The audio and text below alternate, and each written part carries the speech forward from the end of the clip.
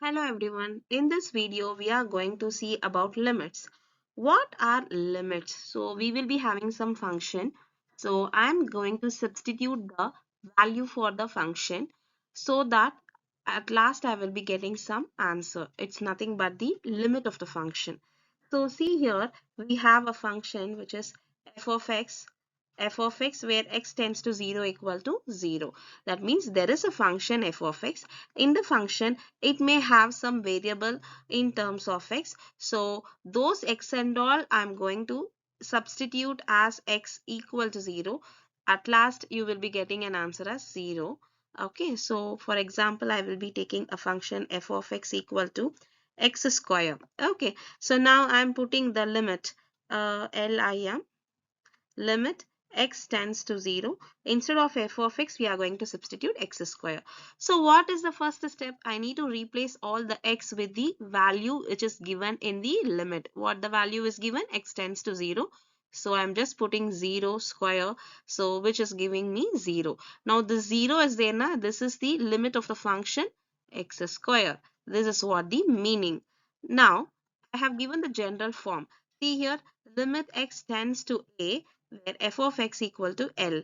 That means in this f of x, we are going to substitute the value of x as a, so that we'll be getting the result as L. So now this L is called as the limit of a function f of x. Yes. So now one more concept I just want to give you. Like, see, this is our graph. In this graph, where is x equal to a? So this is my a point. So I will be having a vertical line. So this is what? X equal to a. So now this line can come from this side also. That means negative to a, and one more line can come. That means this a can be approached from the positive side of a also. This x equal to a is coming in any of the direction. See, this x equal to a can come in this direction also, in this direction also.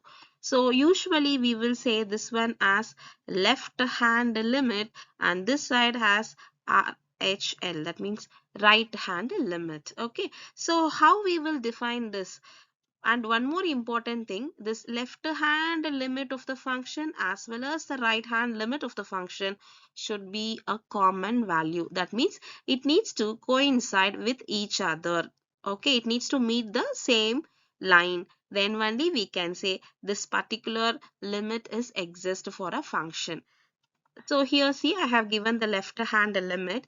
So how to define the left hand limit is again another case.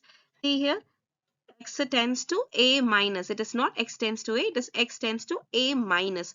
Why a minus? Because it is coming from the negative side and approaching a. So I kept it as a minus. And which f of x is the expected value of f at x equal to a to the left of a. And the same way we have right hand limit also. See, what is right hand limit?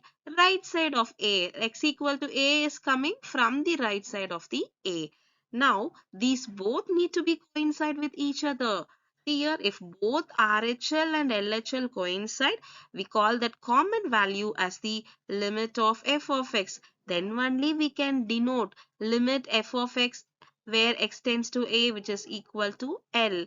When we can denote this? Only if our RHL and LHL coincide with each other.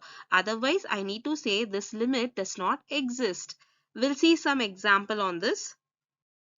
We'll understand the limits with this example. See, in this example, a function f of x is given and there are totally three values are there. That means two values but three conditions are there. If f of x, that means x is smaller, less than 0, then it is 1. X is greater than 0, then it is equal to 2. Now we need to check then what is x equal to 0. This is what condition we are going to check. How we will check? See here, limit x tends to 0 minus f of x, and limit, so we can write either LIM or LT, both are same only, 0 plus f of x. These both we need to find. What is this? This is LHL, that means left hand limit This is RHL, right hand limit. We need to check and whether these two are same or not, we'll check. Okay, so now this is 0 minus. 0 minus means what? It is on my 0 minus means it is on my negative side. That means from the left hand side it is approaching. Correct. So what it means, it is going to be x is less than 0 only because it is on my negative side. Negative side means this is the value, right? So what will be the value for x tends to 0 minus? It's going to be 1. The value for left hand limit is 1. Now just check for the right hand limit. What is this? 0 plus, right? 0 plus means what? It is greater than 0. So what is the value of f of x when it is greater than 0? It is 2. Whether these two are equal? No, these two are 1 and 2 are not equal. So I can say I cannot define the limit for the given function f of x. So I cannot define limit x tends to 0 f of x equal to some value because both are having a different value. Then what I can define as some value? Usually we will be defining, right? Limit x tends to 0 f of x equal to, so equal to what value? I don't have a single value, right? Here 1 is there, here 2 is there, so I cannot define. So here I cannot define the limit. Let's see the one more example. See, in this example, we have the function f of x equal to x plus 2, where x is not equal to 1. When x is equal to 1, it is 0. So what we need to do now? See, x equal to 1 only we require. We need to check x equal to 1, right? So x equal to 1 means what? X equal to 1 minus also we need to check. X equal to 1 plus also we need to check. So what is x equal to 1 minus? This is what we are going to look. See, they itself given the table. So it will be easy for us.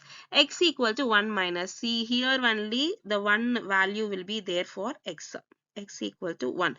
So this is 1 minus and this is 1 plus. Correct. So what is 1 minus? See, limit 1 minus f of x. What is the value for this? I can write it as 2.999, right? And what is 1 plus? I can write it as 3.001. So what is the value of this 2.999? I can define as 3. And what is 3.001? I can define it as 3. So now both are equal, right? My 1 minus and 1 plus. So both are equal. So I can define this one as a value with 3. So here I don't have two different values to get confused. Here also I got 3 only. In this 1 plus also we got 3. So we can define a limit for the function f of x where x tends to 1. F of x will give you the value as 3. So here the limit exists. So here this is what the conclusion. LHL and RHL coincides. Then we conclude this is equal to 3 is the required limit. This is how we need to check whether the limit is existing or not. Yes, let's move on to theorem. See the theorem. Let f and g, so f is one function, g is one function. Both are with respect to x functions. F and g be two functions such that both limit x tends to a f of x and limit x tends to a g of x exist. Then that means they are saying there are two functions. For both the function, the limits are existing. Existing means what? Left hand limit and right hand limit are coinciding with each other. So both the functions are having the limits. Then we can make, there are some four conditions. So we are just going to check for the four basic operation: sum, difference, multiplication and division. Okay, so what is the first one? Limit of sum of two function is sum of the limits of the function. What is this? So I can have limit x tends to a where both the functions are with sum, f of x into plus g of x, sorry it's plus. So I can define this as limit x tends to a f of x plus limit, actually limit you can write it as LIM as well as LT. So wherever I am writing LT, that is also mean by LIM only. So I can separate these two functions. If the two functions are in a sum, you can rewrite as a separate limits. Understanding? Now, the same way for the limit of difference of two function is the difference of the limit of the function. So can we write for it? Limit x tends to a, and here it is f of x minus g of x, which is equal to, so we can define this as a separate functions, f of x minus limit x tends to a as g of x. So this is how we can do with these are all algebraic operations, that's it. So now we'll see for the multiplication and we will see for the multiplication and division.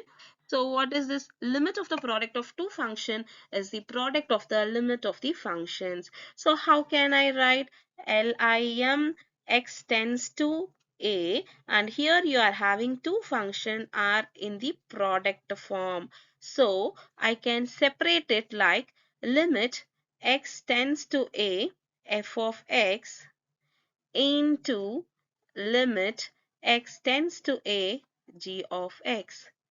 Even instead of function f of x, maybe you are having some lambda. It's maybe a variable. You can take the variable out. See, for example, here I'm writing here limit x tends to a. So lambda is a multiplication with along with the g of x. Then you can take the lambda out. So you can substitute the limit for the g of x alone. So either way is possible. Now for the division. So you will be having like this. X tends to a. So what you are having? F of x by g of x. So you can define separately for the numerator as well as the denominator. Divided by limit x tends to a g of x. But here one condition needs to be there. Your denominator should not be 0. Then only this case can be possible. Okay. So next, limits of polynomial. So we are going to see about the three things. One is limits of polynomial, another one is limits of rational number, and limits of trigonometry. So in this video we'll see limits of polynomial and limits of rational number. So first let us see what is limits of polynomial.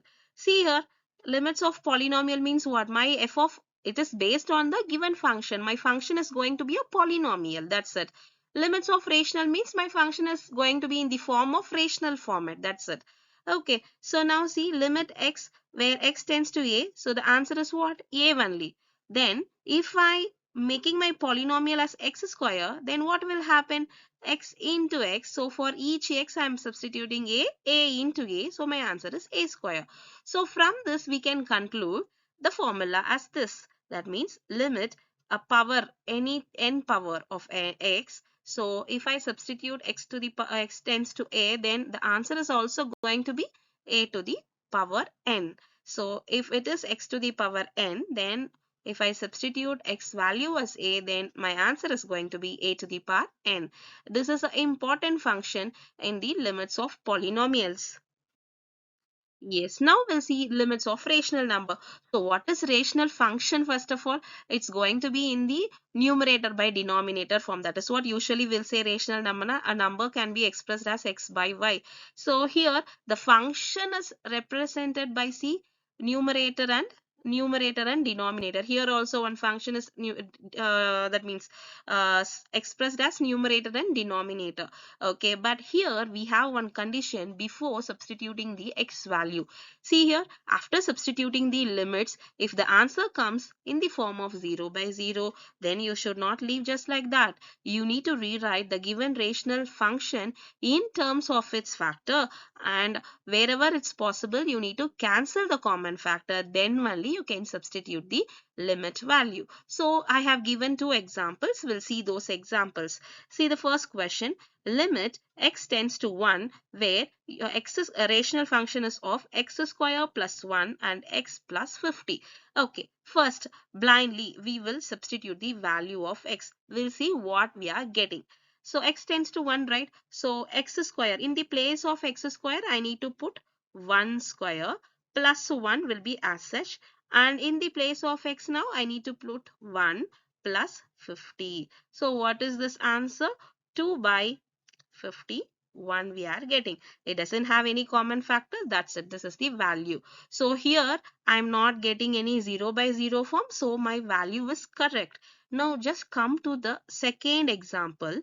Here x tends to 2. And what is the rational function over here? It's x cube minus 4x square plus 4x divided by x square minus 4. First, roughly, we will do the calculation. So what is this? X cube means what? It is going to be 2 cubes. So 8 minus 4x square. What is x square? It is 4. So 4 4s are 16. And 4x, right? 4 into 2, which is going to be plus 8 divided by here x square. So it's going to be 4 and here minus 4 is there, minus 4. So what is the answer over here? Plus 16 minus 16 divided by 0, which is nothing but 0 by 0 form. So we cannot leave just like this. So we have to do some more thing. What we have to do? We need to find the factors of this. So how to find the factors?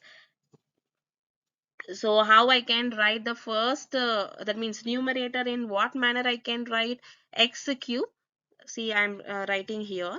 That means my x cube minus 4x square and plus 4x. This I can write it as x into x minus 2 the whole square. This can be written as this. Okay, this is the factor of this. So if you are doing the product of all these things, you will be getting this original format. And see, in the denominator we have x square minus 4, right? That I can write it as 2 square. Instead of 4, I'm writing it as 2 square. So what is this in the form? A plus b, a minus b. So I'm keeping like this. Yes, now we have a common factor. See, here x minus 2 is there. Here 2x minus 2 is there. So I'm cancelling 1 now. So what is the remaining now? X into x minus 2 divided by x plus 2. So now what we did, since we got the 0 by 0 form, we just did the factorization. That means we are writing the given polynomial in terms of factor, so that we are cancelling this step, so that we are cancelling the common factors.